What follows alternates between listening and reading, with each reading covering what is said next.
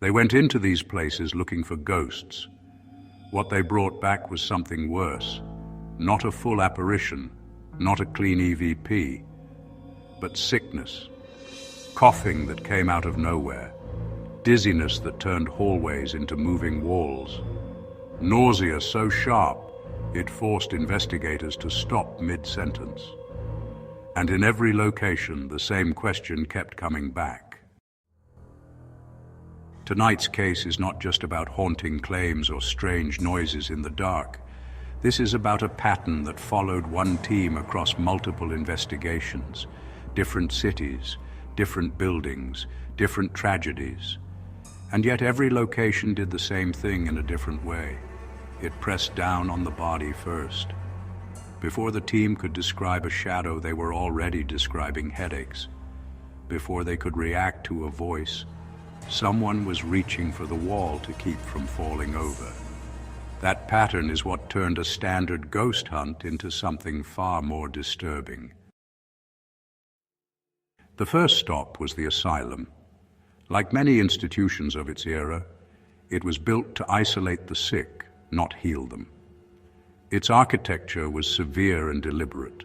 Long hallways, locked wards, narrow windows, and heavy doors that shut with finality. Everything about the building was designed to control movement and suppress individuality. Inside those walls, patients were often separated from family, from sunlight, and in many cases from any humane treatment at all. What began as a place for care slowly became a place associated with overcrowding, neglect, and silence, so heavy it seemed to soak into the plaster. When the institution was abandoned, it did not lose its reputation. It gained one. Stories from former staff and local residents painted the building as a place of deep decay long before the final closure. There were rumors of patients left unattended for hours, whispers of locked wings no visitor was allowed to enter, accounts of cold winter nights where the heating failed, and the wards grew so frigid that breath turned to mist. Even after the doors shut for good, people claimed they still heard footsteps crossing upper floors that had no surviving floorboards. That is the kind of history that makes an abandoned asylum feel less empty and more occupied by absence itself. When the team entered, the air felt stale in a way that was almost physical. The corridors were long enough to distort sound, and every beam of light caught drifting dust that looked almost like movement. One investigator began coughing within minutes of entering the main hallway. At first it seemed minor, the kind of reaction that old dust and mold might explain. But the cough kept returning, deeper each time, as if the air had irritated something far beyond a simple tickle in the throat.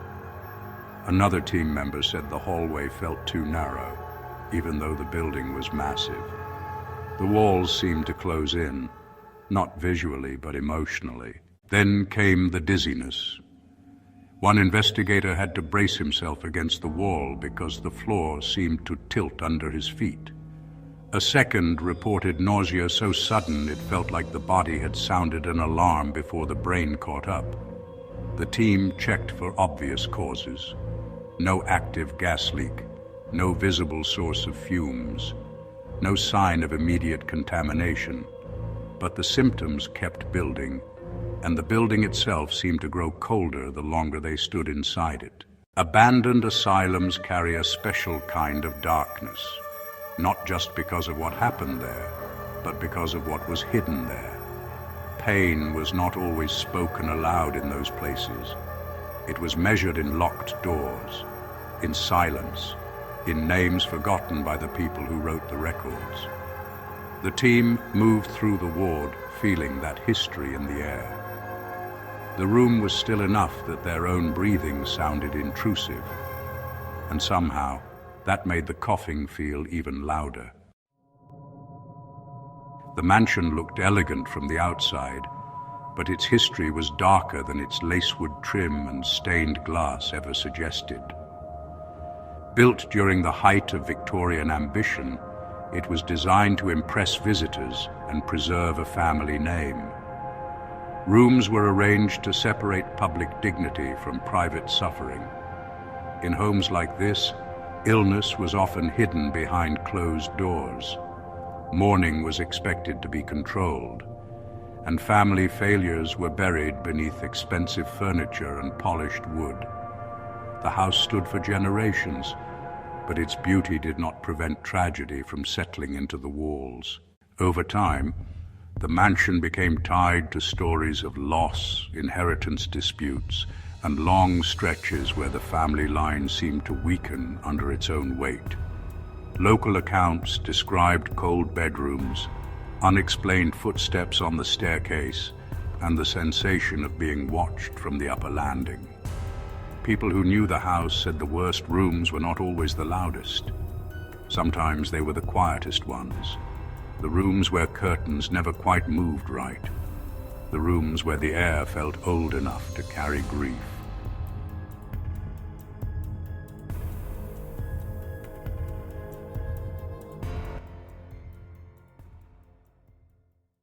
The team started in the front parlor, where formal guests would once have been received. It was a room built for appearances, but now the air felt damp and stale beneath the high ceiling. One investigator suddenly developed a sharp headache behind the eyes. Another said the staircase made her feel uneasy, as if something unseen stood just out of view above the landing. Then the nausea returned. This time it did not fade quickly. It lingered, slow and insistent, until the team had to pause and regroup. The upstairs rooms were worse. Some had warped floorboards. Some smelled faintly of mildew and old wood. Some seemed to trap sound so tightly that even whispered comments felt too loud. The investigators noted how draining the atmosphere became the longer they remained there.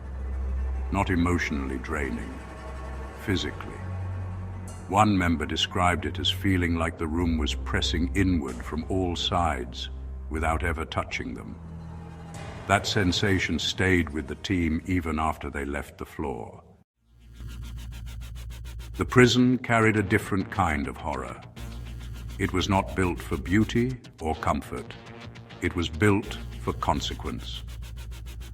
The architecture told its own story. Narrow cells, iron doors, punishing acoustics, and corridors so long they seemed designed to erase the idea of escape. Prisons of this era were often places where isolation became routine and human suffering became administrative. People were not simply confined here, they were reduced here. The history of the prison was filled with stories of overcrowding, poor ventilation, violence and punishment that left lasting damage long after release. Former inmates described freezing nights, unsanitary conditions, and the constant pressure of being watched. Some cell blocks were associated with deaths that were never fully explained. Others with riots, attempted escapes, and the kind of desperation that never leaves a building cleanly. By the time the prison was abandoned, it had already earned a reputation as a place where the dead did not feel entirely gone. The team entered the cell block slowly, and almost immediately the air felt harder to breathe. One investigator reported chest pressure. Another noticed blurred vision while standing near a row of cells. A third said the silence was so intense, it felt aggressive. When they stepped inside one cell, the first investigator started coughing again, deeper this time, and the sound bounced off the bars in a way that made the room feel smaller. The longer they stayed, the more the prison seemed to strip away comfort. It was impossible to forget what the building had been designed to do. Every surface, every door, every echo reminded the team that suffering had once been routine here. One investigator said the place made her feel physically trapped even when she knew the exits were behind her. That kind of pressure does not need a ghost story to become terrifying. The hotel basement seemed like the least dramatic location. But it may have been the most deceptive. Above them, the hotel still preserved the illusion of comfort. Below it, the basement held the building's oldest secrets. Historic hotel basements often become storage spaces, boiler rooms, service corridors, and forgotten maintenance chambers where dampness settles and air barely moves. They are the kind of spaces where mold can survive for years, and where old materials slowly rot in place, unseen by guests sleeping just floors above. This basement had likely seen decades of repairs, leaks, and utility work. It was the hidden underside of a public place that once tried hard to look refined. The team moved past pipes, shelves, and clutter that suggested generations of service workers had passed through without ever leaving the kind of stories tourists hear upstairs. Locals had long described strange sounds from below the hotel. Knocks, low murmurs, and the feeling that something moved near the boiler room after midnight. As soon as the group settled in, the symptoms returned. One investigator felt nauseous within seconds. Another noticed his hands shaking while he held the equipment. A third described a sudden headache so sharp it felt almost blinding. The basement gave them nothing visible in return. No shadow, no figure, no dramatic movement. Just a growing sense that the air itself was making them feel worse the longer they stayed. The team began to suspect the environment itself. Old basements can hold damp air, fungal growth, dust, insulation debris, and stale chemical traces from decades of maintenance. That kind of place does not need to be haunted to feel hostile. But the investigators were not there to explain away the experience. They were there because the experience had already become impossible to ignore. By the time they climbed back upstairs, every face on camera looked strained. The final location was the burned theater. Once it had been a place for music, laughter, and applause, a building where light struck velvet curtains, and the stage was meant to transform strangers into an audience. Then fire took over. Whether the blaze began in the wiring, behind the stage, or somewhere else entirely, it left behind a ruin of smoke damage, cracked plaster, warped beams, and charred memory. Theaters are built to preserve performance. Fire preserves nothing. After the fire, rumors spread quickly. Some said the fire was accidental. Some believed someone knew more than they admitted. Others said the building never truly recovered from the losses connected to it. Former workers and visitors spoke of strange echoes, phantom applause, and the feeling of standing on the stage while something unseen watched from the darkened seats. A theater should feel alive with attention. This one felt like a place that had been forced to remember its ending. The team moved slowly through the remains. The stage was partly collapsed, and the balcony above seemed ready to swallow light. The burned wood gave off a smell that lingered in the nostrils. Then the coughing began again. One investigator turned away from the stage, another covered her mouth, and a third said his eyes were burning so badly it felt like smoke was still trapped inside the building. No one had a good explanation for why the reaction felt stronger here than in the other places. The theater seemed to amplify every uneasy feeling the team brought in with them. The silence was too complete. The shadows were too deep. The damage was too total. One investigator said it felt like standing in the wreckage of an event that had never finished ending. That line stayed with the team long after they left the stage area. Now the pattern was undeniable. Every location affected them. Every building produced the same type of physical reaction in a slightly different form. Coughing, dizziness, nausea, headaches, chest pressure, shaking hands, different histories, different architecture, same result. And that made the investigation feel less like a series of separate hauntings and more like one long warning delivered across multiple places. There were natural explanations worth considering. Mold can trigger coughing, Poor air quality can cause dizziness. Old basements and sealed wards can create the kind of stale atmosphere that makes a body react fast. But the team had experienced these symptoms in buildings with very different conditions. That is what made the case harder to dismiss. The pattern did not belong to one place. It followed the investigators from room to room, from ruin to ruin. There is also another possibility. Sometimes the human body responds before the mind can build a story around it. A place with enough grief, neglect, or violence can feel oppressive before a single strange event takes place. That pressure can create fear, and fear can create symptoms that feel almost supernatural. But even if the cause was environmental, psychological, or both, the experience was still real to the people living through it. The most frightening part was not that they saw something. It was that they kept feeling something. A body knows when a room is wrong. A throat knows when the air has changed.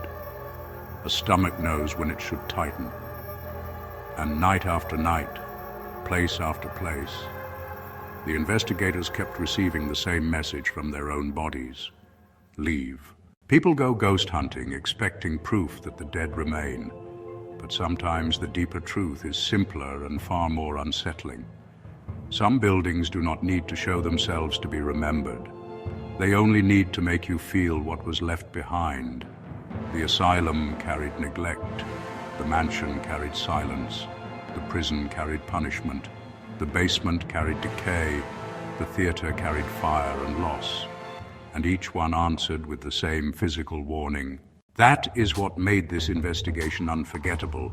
Not the noise, not the darkness, not even the possibility of a haunting. It was the way the buildings changed the people inside them. If you have ever stepped into a place and felt instantly wrong, you already understand why cases like this stay with investigators long after the cameras stop rolling. If you want more dark, cinematic, paranormal documentaries like this, like the video, subscribe to the channel, and turn on notifications so you do not miss the next case. Leave a comment with the location you think was the most disturbing, because some places don't need to haunt you with a face in the dark. They just need one breath of air, one step inside, one reminder that you were never meant to stay long. The team thought they were chasing evidence of the paranormal. Instead, they uncovered a pattern of physical distress tied to places soaked in history, neglect, and grief. That is the kind of case that changes the way investigators think about old buildings. Not every haunting announces itself with a voice. Some begin with coughing, some begin with dizziness. Some begin with the quiet realization that your body is warning you before your mind can catch up. And that may be the most unsettling part of all, because when a place makes you feel sick without ever showing its hand, you are left with no simple answer to hold on to, no clean ending, no final proof.